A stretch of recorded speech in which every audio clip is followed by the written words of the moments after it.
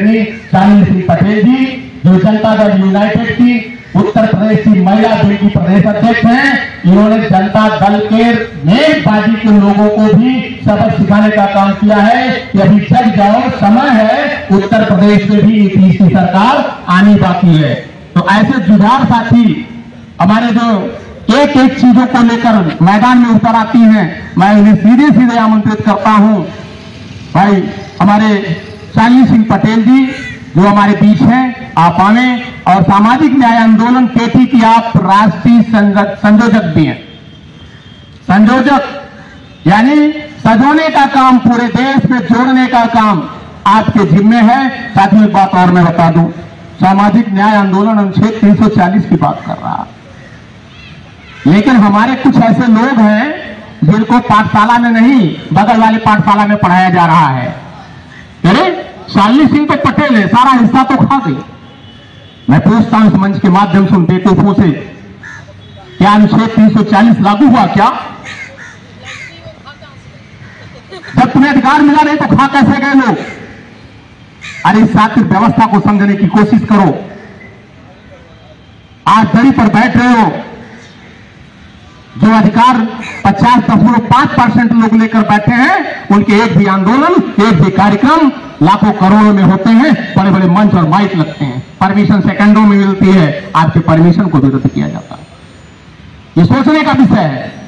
तो ऐसे में हम जाबाज साथी अपने शालिनी सिंह पटेल जी को आमंत्रित करते हैं कि अगर सही सलामत यह संगठन का कारवां चला तो 27 में उत्तर प्रदेश के मुख्यमंत्री का चेहरा होगी शालिनी सिंह पटेल। में घोषणा करता हूं कि लखनऊ की तरफ शालिनी सिंह पटेल।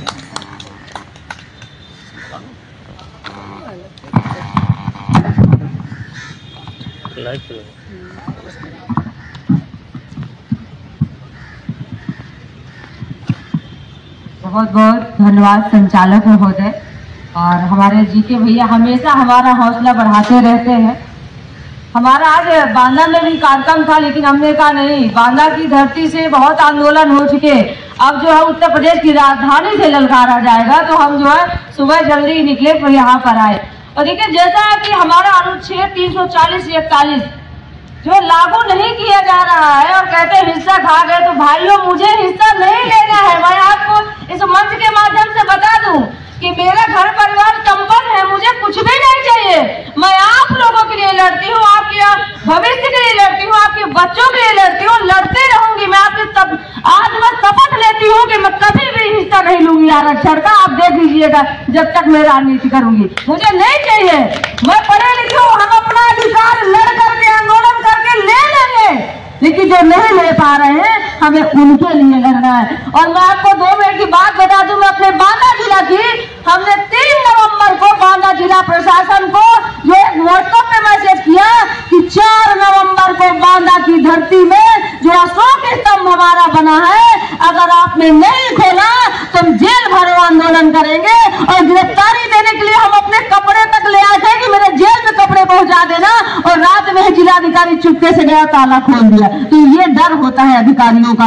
अगर इन्होंने परमिशन नहीं दिया, हमें नहीं चाहिए इनकी परमिशन, क्योंकि लखनऊ की धरती किसी अधिकारी की, किसी मुख्यमंत्री के पिताजी की नहीं है, ये धरती हमारी है। जब चाहेंगे तब कार्यक्रम करके इनको दिखाएंगे और इनको जब गिरफ्तार करना है। पुलिस प्रशासन को मैं चैलेंज करती हूँ, प्रशांत कुमार डीजीपी को, कि आप लगा दीजिए फौज पूरे उत्तर प्रदेश की, ये हमारे 20 सिपाही आप पर भारी न पड़ जाए तो आप बताइएगा, क्योंकि हम डरने वाले नहीं है। यहाँ जो लोग बैठे हैं, हम क्रांतिकारी लोग बैठे हैं, हम लाठियां खाने के लिए तैयार हैं। आपसे अच्छी लाठियां तो हमारे घरों पर रखी होंगी डीजीपी महोदय, आपको बता दें। और यहाँ के जो एसीपी है पुलिस प्रशासन जी, हम आपकी बंदूकें से नहीं डरते। आपके जैसे बंदूकें आप लिए, हम बचपन में खेल के रख दिए, वो बंदूकें बहुत रखी हमारे घरों में। हम डरने वाले नहीं है, बुंदेलखंड की धरती से।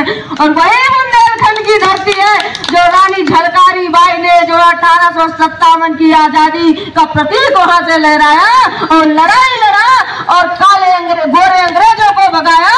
और आज हम शपथ लेते हैं लखनऊ की इस क्रांतिकारी धरती से कि जब तक ये देश की कुर्सी में बैठे और उत्तर प्रदेश की कुर्सी में बैठे काले अंग्रेजों को नहीं भगा देंगे, अनुच्छेद 340-41 को लागू नहीं करा देंगे, तब तक चैन की सांस नहीं लेंगे हम लोग। क्योंकि हम बता दें